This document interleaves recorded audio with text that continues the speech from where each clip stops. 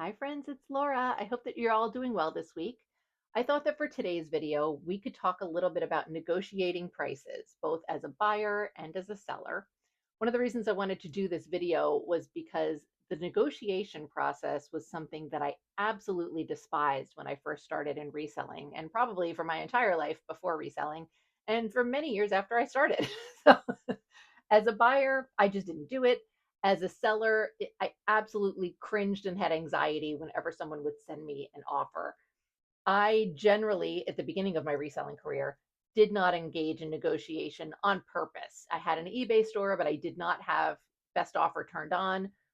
Etsy was beautiful because you didn't have to worry about offers for the most part. But every now and then, you would get a message from somebody asking if you would be willing to negotiate on a price. And a lot of these conversations would make me incredibly uncomfortable because I just didn't know how to handle it. I didn't feel comfortable. Part of the reason that I didn't feel comfortable was because I'm a very people pleasy person.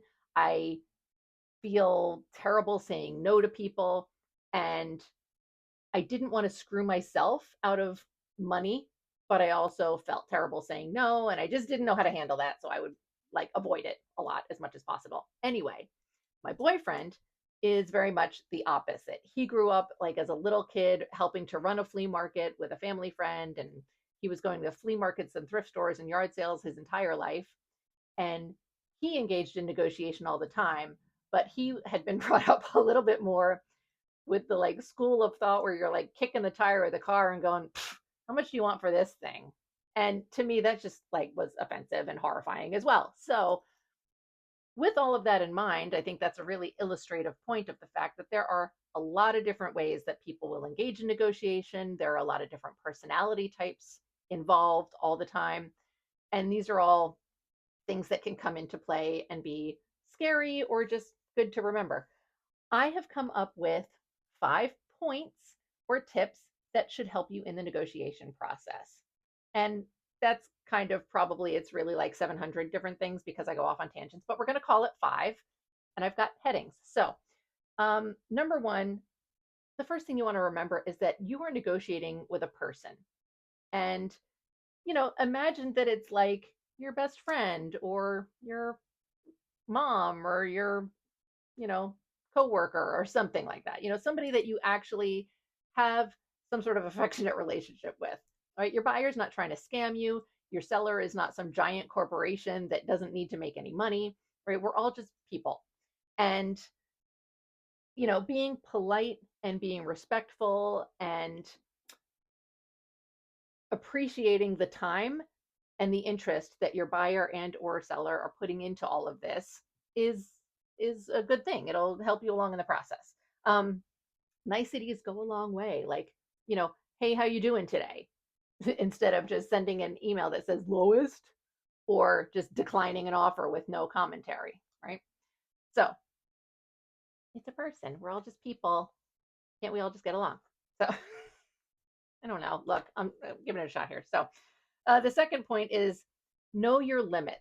If you are a buyer, you want to have a good idea of like what's the most that you're willing to spend on this item because you don't want to be caught with like an impulsive purchase where you spend more than you intended to.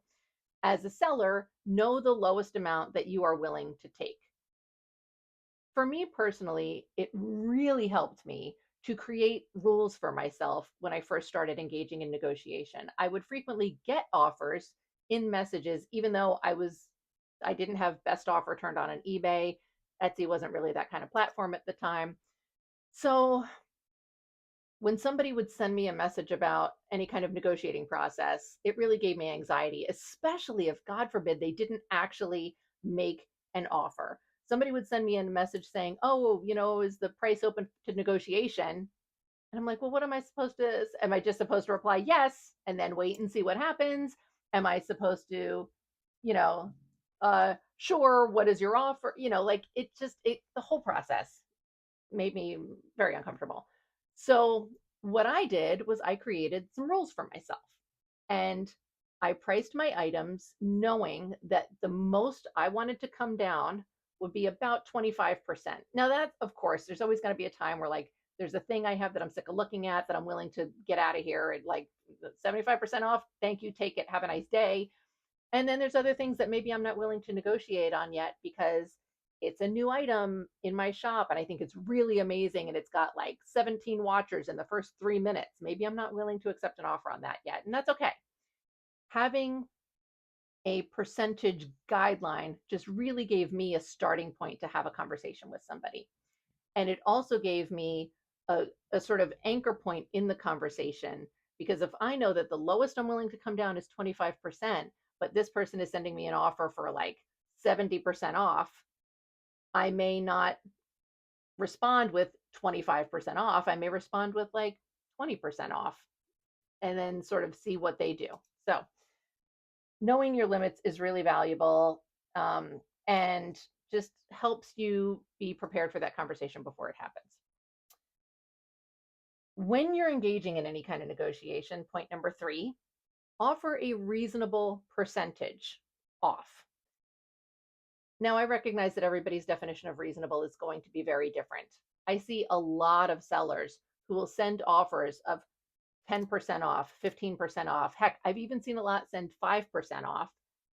And they get buyers who will accept those offers, which blows my mind because as a buyer, you send me anything less than 20% off and I do not care. If 10% off is not an enticement to me personally. If I like it enough that I would buy it at 10% off, I would have just bought it at the full price in the first place. So, but that's clearly not true for every single buyer. Conversely, as a buyer, if you're sending a seller a 70% off offer, some sellers are going to immediately not only decline, but maybe block you. Please don't block your buyers. It's just not good for business. But some sellers are like, okay, is that an offer I'm going to accept? Hell no, but it's a starting point and let's get to talking. So everybody's got different boundaries, so to speak, but if you feel like it's a super shitty offer, maybe don't send it. Okay. So, just like the golden rule, like treat others as you wish someone would treat you, kind of thing. I think that's not a terrible rule to live by when you're negotiating. Um, Kind of following along with that, point number 4 for me is read the room. Okay. So let's say you decide I am going to send this 70% off offer. They have it listed for 100. I'm going to send them an offer for $30. Well, if the seller then comes back with like $80, like a 20% off offer, and then you come back and say, $31, like, come on. They're coming down a little bit. So you should kind of meet at least a little bit, $40, $50 instead, right? For me personally, as a seller, and again, I recognize that I've never liked this process. I've gotten better at it, but it's still not like I don't want to sit here and go back and forth 100 times. If you send me $30 on a $100 item and I respond with 20% off, and then you respond with $31, to me, that indicates that you're not willing to come anywhere near the price that I would be willing to accept. And at that point, I may just decline the offer. Now, sometimes I've had buyers come back after I've just flat out declined something like that, and they do come up a little bit higher. Still not anywhere near where I might want to be, but maybe they're coming at $50 on my $100 item. At that point, what I may do is come down to my 25% off, which is kind of the threshold I've set for myself. And I may say, at that point, I'm going to accompany it with a note. Thank you so much for the offer. I appreciate it. This is the lowest that I'm willing to accept at this time. And I feel like it's polite. It acknowledges, like, you've sent me offers. I do appreciate that. I'm glad that you're interested in my item. That's just lower than I'm going to go. And you're not telling them to, fuck off. You're not ignoring them. And at that point, hopefully they understand, like, okay, I'm not willing to pay that much and they're not going to purchase it. Or maybe they are and they go ahead and purchase it. I have also had instances where I've sent that type of message and my buyer has come back and again, not come up to my 25% off, but maybe they came up to 30% off and they say, well, thanks for the response. I really can't afford to pay that much. I really like this item. If you're willing to consider it, this is the most that I'm able to do. And sometimes I might accept that. It really depends on the item.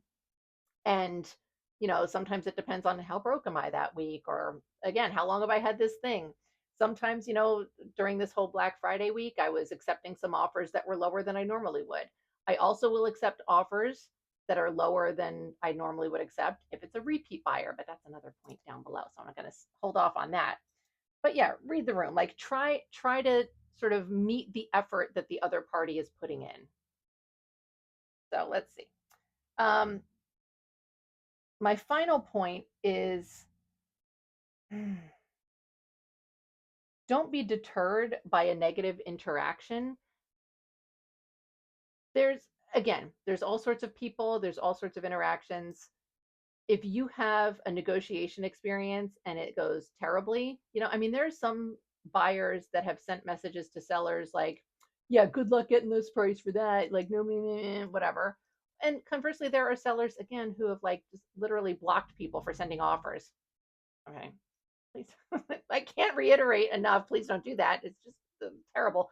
um but don't let that one bad apple ruin the bunch. So ultimately, it's not personal. And it really does help me a lot to continuously reframe for myself, hey, look, if I was working at the Gap and this was an interaction I was having with a customer, would I be taking this personally? And I wouldn't. I also worked retail and customer service for like my entire life before this, but it's not personal. They're not saying, hey, Laura, you're a piece of trash seller and all of your stuff is garbage. So I'm just going to give you a nickel for this and you can take it and kiss my ass. That's not what's happening. Probably, maybe sometimes, but generally speaking, right? So don't let that one negative interaction deter you. I think that if you're a buyer and you're really terrible at negotiation and you get super uncomfortable doing it, maybe do some practice stuff. Like send some offers on things that you want. You don't want to end up buying something that you don't actually want, but send some offers on things that you're okay having rejected. Like go into it with the concept of like, okay, I'm going to send this offer and I know that this seller is not going to want to accept this offer, but let's just see what happens. Because once you've sort of tampered your expectation on that, then, it doesn't hurt as much if the seller does reject the offer. I remember at one point I was sending an offer on Poshmark for a pair of Lululemon pants that I was in love with. I thought they were phenomenal. And I think that the seller had them, I mean, like $100. I mean, they were really like amazing pants and they were going for a lot on all the platforms. And I feel like I sent an offer for like $75. And also Poshmark takes a 20% fee. So like, and as a seller on Poshmark at the time, I knew that. So I sent this offer and I was just like, oh my God, did I screw this up? Should I not have sent such a low offer? And I honestly don't remember I don't think she accepted my offer. I believe she countered it, but I was 100% ready. Like if she rejected the offer entirely, I think I was just going to buy them outright. I think that I did end up paying less than her initial offer price, but I was so anxious about the whole process. But I knew like ultimately, if I have to buy these at the full price, I'm going to do it. But I was just like, let me see if I can get it for lower. And I think that that's a good thing to experience. It gets you used to it. Another platform that's really good to practice offers on is Depop, because on Depop, offers are not binding. So you can send an offer, and if the seller accepts it, you don't actually have to purchase the item. So you can go ahead and start playing around with that. Maybe make offers on items that you're like not totally into. Maybe make offers on items that you are excited about, but maybe can't buy today. Um, as a seller, I will say it's annoying to accept an offer and then the person never pays for it. But also Depop, that's like literally just how it is. Most of the offers that I accept on Depop, people don't pay for. So it's kind of a good platform to play around with doing that if you're not already used to it.